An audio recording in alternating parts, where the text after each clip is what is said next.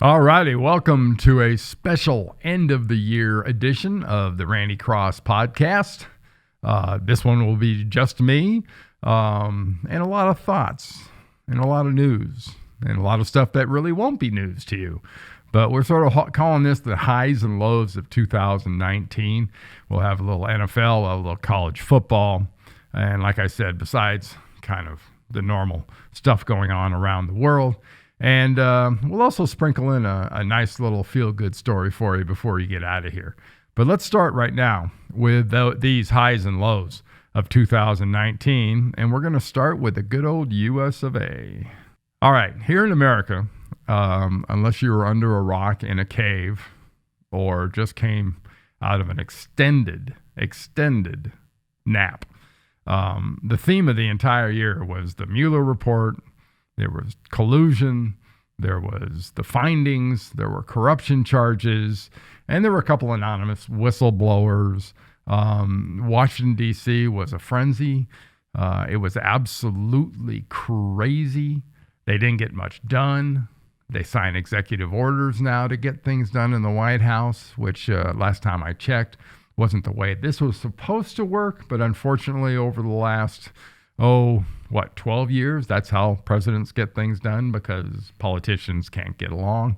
But that whole can't get along thing has spread out to everybody. And we've got a current schism socially that we haven't seen since the Civil War. And all this controversy and stuff and investigations, that's done nothing but further sort of polarize everybody, strengthen the support for the president, and actually strengthen the support for all the people that hate the president. This will not end well. It never has ended well. And hopefully calmer minds and intelligent minds can do something about it. And let's all say an end-of-year prayer that actually happens. All right, next let's go to the world. What happened in the world in 2019? Well, in 2019, there was terror, there was unrest, there was that young lady in the middle, and climate change. It's funny, what's not on that list, and it has nothing to do with climate change, and hasn't really had anything to do with terrorists, and hasn't had anything to do with unrest, like China and Hong Kong and Paris and the yellow vesters and everything else, is the religious persecution that's gone on around the world. And we're talking Christians, we're talking Jews, we're talking Muslims, we're talking everybody. There's such a backlash against religion. It's insane.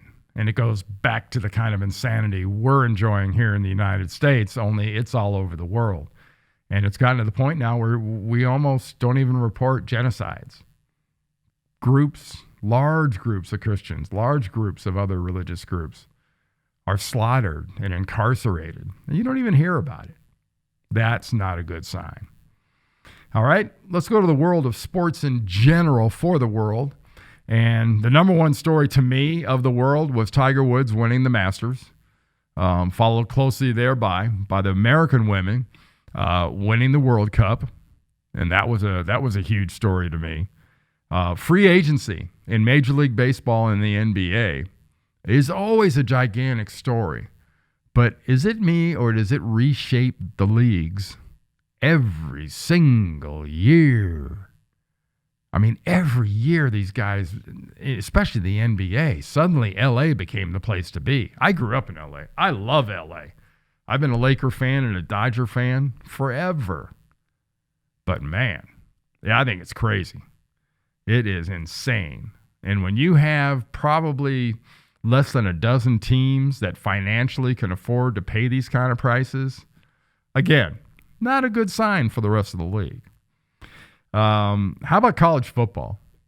College football, the story of the year, the story of the last 2 years, is Dabo Swinney and Trevor Lawrence and the Clemson Tigers have been 29-0 since New Year's Day of 2018. Don't talk about their schedule. Don't talk about any of that. They've won 29 in a row. You can't find too many teams that can pay attention for 29 games in a row, much less win 29 games in a row. And they won a very good game that I'll get to later. But they were a fabulous story in the world of sports. Well, besides sports, there was some stuff that went on in the world of science this year.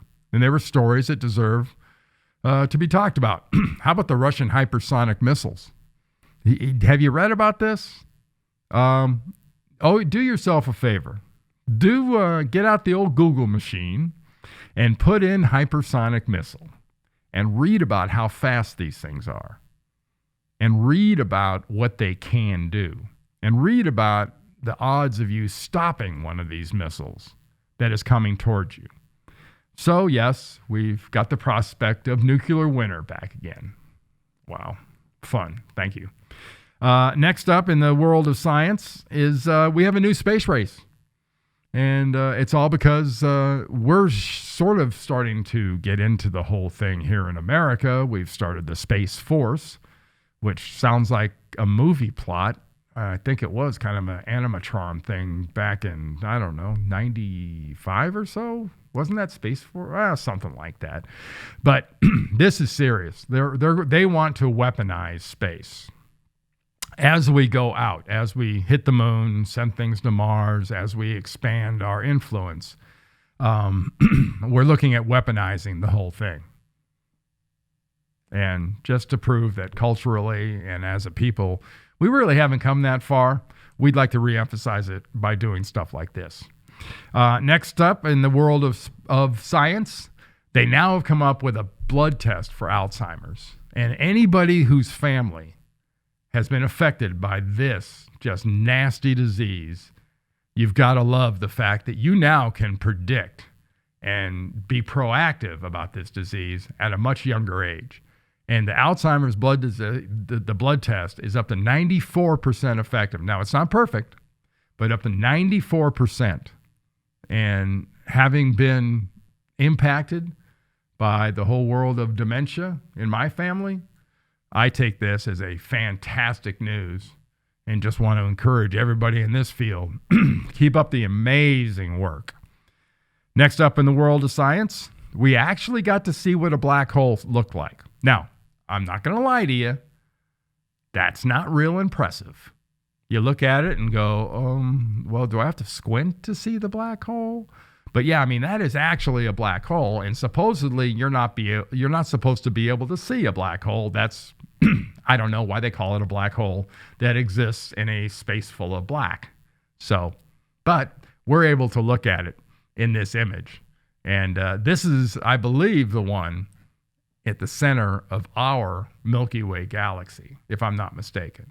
And even if it's not, it's still a cool picture. But that's one of your great stories, I think, of 2019, science-wise. Now, one that's a little bit scary, and if you haven't seen much of this, again, Google CRISPR, CRISPR, okay? They have the ability now to go in, and they're not genetically altering per se by chemistry or anything. They have the ability to go in and snip a DNA band and bring in other pieces and stitch them in.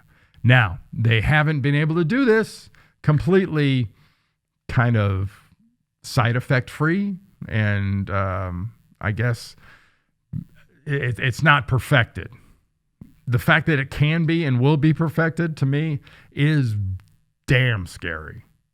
Because if you want to ever have the living embodiment of the term man acting as God, there you go. But if we can eliminate diseases, fantastic. And if you can limit this kind of technology to just that, great. You think they'll do that? I don't. I don't know what you think, but I don't.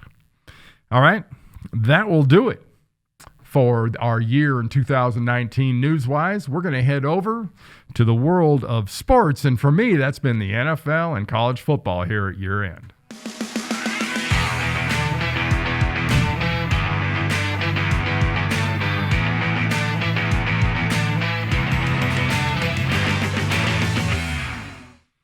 All right. This being the day that it is, it's December 30th, and we're getting all warmed up for New Year's Eve tomorrow, and we're all getting ramped up for, the playoffs and continuing the bowl season. We're going to go with the NFL first. And the first game I want to talk about is one of the best games of the year, and probably the best ending of the year, was last night, Sunday night, the final game of 2019, San Francisco and the Seahawks. My old team, the Niners, won 26-21 on a last play stop. And this play was eerily familiar to me because in Super Bowl 16, Danny Buns made a tackle at the goal line that, when you look back at it, basically won us the game. Now, last night, a linebacker makes a tackle, Greenway, at the goal line by about that much. Seattle's short of the goal line. Now, the coincidence part to me and kind of the symmetry part to me is Greenway wears number 57. Danny Buns wore number 57. His play was in 1982. This play is in 2019. I'm not saying they'll both lead to the same result, but I saw a lot of coincidence in that. All right, next up on the NFL side, great game yesterday. Tennessee had to win this game, and they were in. The Houston Texans were in it for a while, weren't playing all their starters. They're going to activate J.J. Watt next week for the playoffs. Deshaun Watson didn't play, but Tennessee wins, and now Tennessee gets into the NFL playoffs. The next game we're going to talk about was a game that, I paid attention to because I love this matchup. Baltimore hates the Steelers. Steelers hate Baltimore. That is just a great way to start a football game, just to start with. But the Ravens right now are the best team in the NFL. And they look like it. They act like it. They scored 28 points against the Steelers, and they didn't play a good number of their starters. And when I say a good number of their starters, I'm not talking about college football where they can rest an entire side of the ball. In the NFL, remember, you don't have that many guys. So you're not going to rest your entire line, your entire backfield, your entire wide receiver crew, your entire D-line and linebackers. And you can't do that. But they rested a good number of their star players, and they still beat the Steelers 28-10. Another game that stood out to me, at least historically, is for the second time, the Raiders played their last game at Oakland Alameda Coliseum in front of arguably the most obsessed, loyal fans in professional football. Now, don't get all butthurt if you're a Patriots fan or if you're a Ravens fan or if you're a Packers fan. I just had a point of reference. I was in the Bay Area. I've done games in the Bay Area. I've been in that stadium around those fans. They are different. They not only look different, they are different. They dress the way they do. They act the way they do. They're friendly to people from outside, unless you're Chargers or Chiefs or Broncos. But the last game ends with a close 16-15 win by the Broncos. And next season, the Raiders are in Las Vegas in another one of those gigantic, beautiful, big stadiums. And this marriage of the NFL and Las Vegas, it's gonna be worth watching. Let's put it that way. All right. And the last game I want to talk about is a game that Dallas had to win, Philly had to lose. Well, Philly trucked New York, but Dallas still drilled Washington. Washington's making a bunch of changes. Big question is, Dallas, who finishes at 8-8, what do they do? What do they do? Hey, organizations really do something continually, is they make the same stupid mistakes. They make the same bad hires. They mismatch their general managers and their personnel people to their coaches. I'll tell you, around the NFL, you ought to take a look at what San Francisco did 3 years ago. They hired two guys. They hired John Lynch and Kyle Shanahan, who, as it was, pretty similar in philosophies, pretty similar in personnel thoughts and everything. But they tied them together, gave them both 6-year contracts. That's stability. And that's something an NFL organization needs. That was a very, very smart move by the York family. And it is paying off dividends. Now, I'm not encouraging everybody to do that because then everybody'd be 8-8. But I have all the faith in the world that the majority of ownership and management in the NFL will pay no attention to what San Francisco is doing, will not emulate them, and will stay behind them. So honestly, that's just fine with me, at least. All right, let's move to the world of college football and what went on, God, since the middle of this month. And it's been bowl game after bowl game after bowl game after bowl game. There are 38 regular bowls. There's 40 actually, but you don't count the 2 playoff games. First game I wanted to talk about was the Las Vegas Bowl. Boise State's played in this game a lot. And honestly, they've played better in this game quite often because they didn't play very well this time. The Washington Huskies and Chris Peterson's last performance as a head coach for the Huskies just trucked Boise State. Great win for the Huskies. Chris Peterson goes off into the sunset. Jacob Eason, their quarterback at Washington, is going to go into the NFL draft. This is a really strong program at Washington that is only going to get better.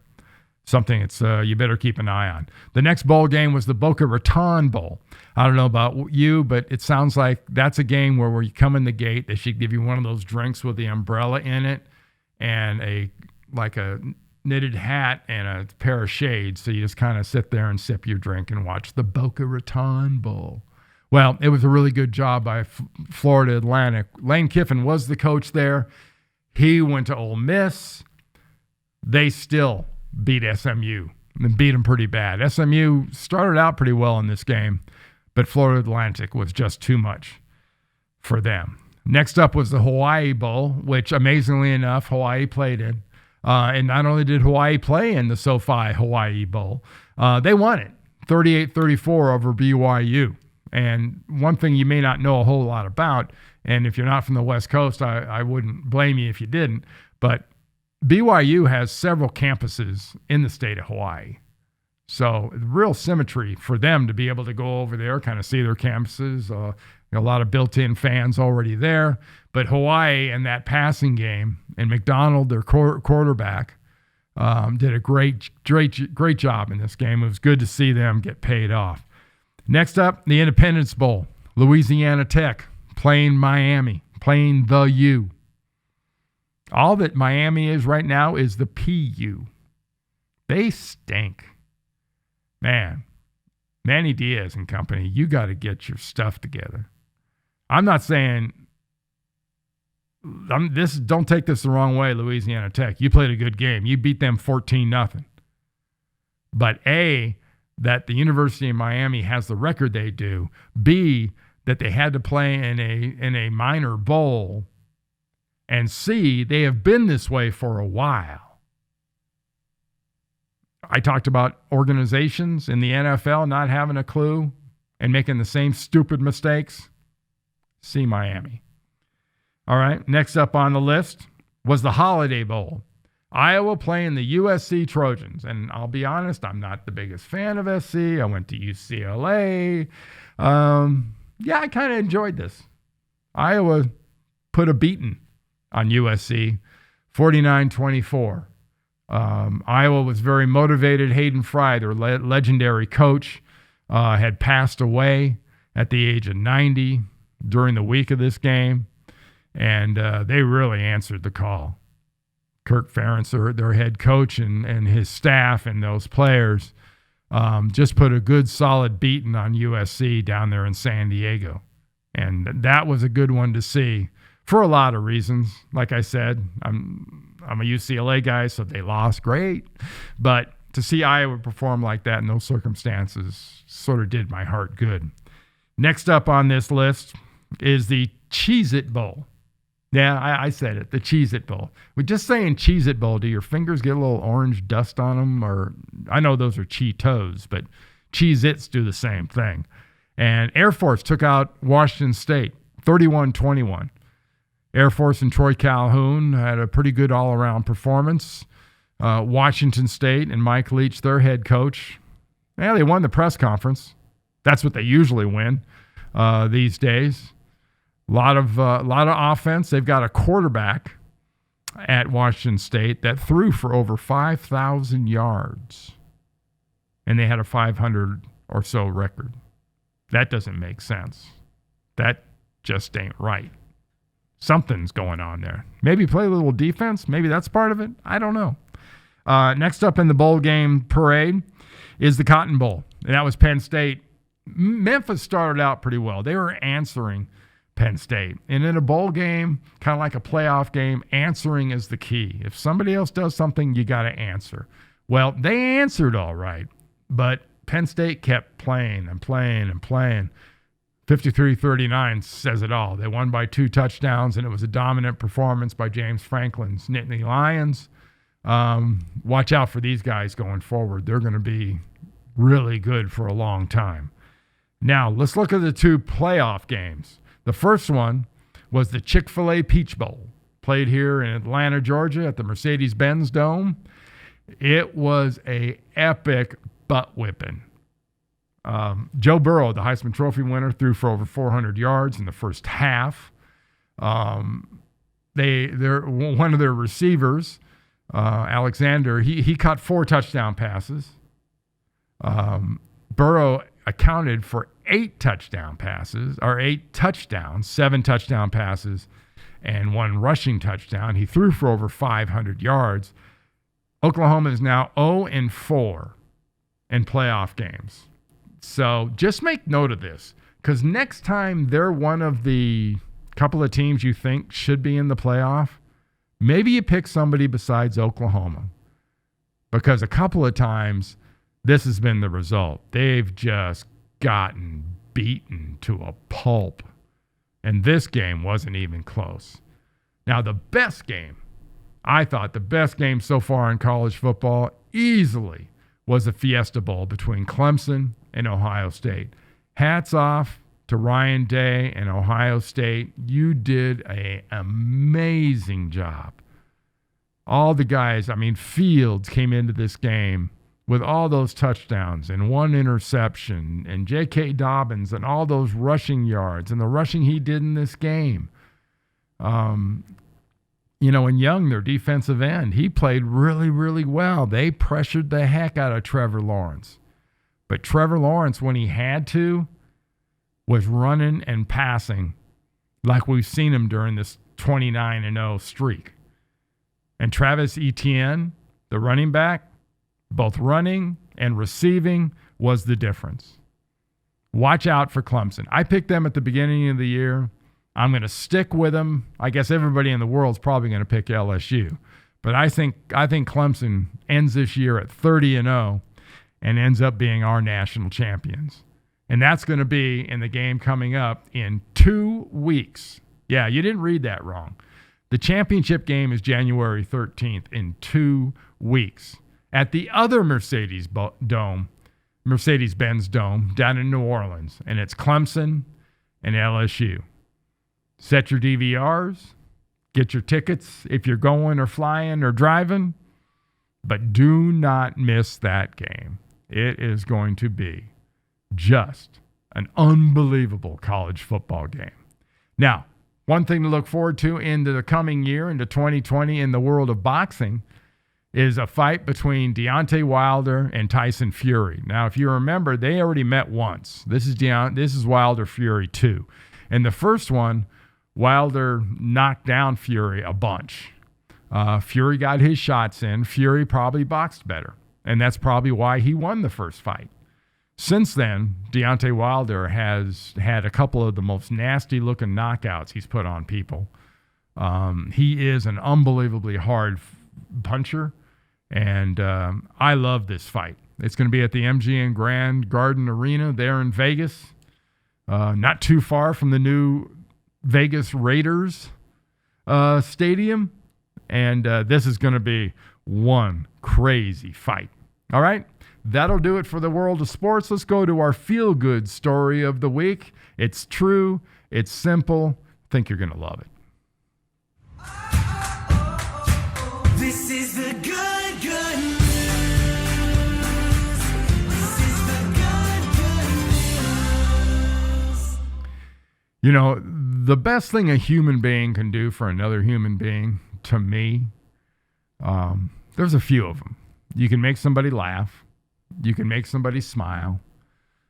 You can make somebody feel at home. You can make somebody feel welcome. You can make somebody feel loved. And occasionally you get the chance to do all those things. This is all those things in a relationship between a nurse who's part of a chemo group in a hospital administering chemo to a young girl. And look what she did for her.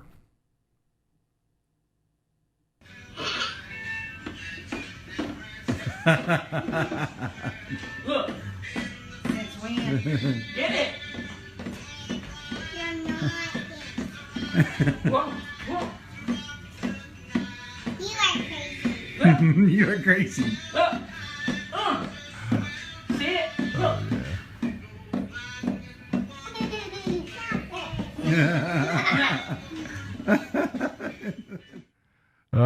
That is great. Isn't that fantastic stuff? I mean, how do you not love that? And a little bit more of that. And hopefully it'd be contagious. And a lot of the things we talked about earlier, we might be able to dampen a little bit of that down if we had more attitudes like that, nurses. All right, want to remind you where to find us, where you have found us. There's randycross.com. You can go to YouTube, Facebook, go to Instagram, SoundCloud, iTunes, Twitter, barnburner.ca, randycross.com, gruelingtruth.com. There's a lot of places you can find us, and when you do, I really hope you enjoy it. But from all of us here, I want to wish you an unbelievable 2020 and hope everybody has a safe and sane New Year's Eve. It can get a little crazy, but you know what? The best way to go out for New Year's Eve is with a happy trails.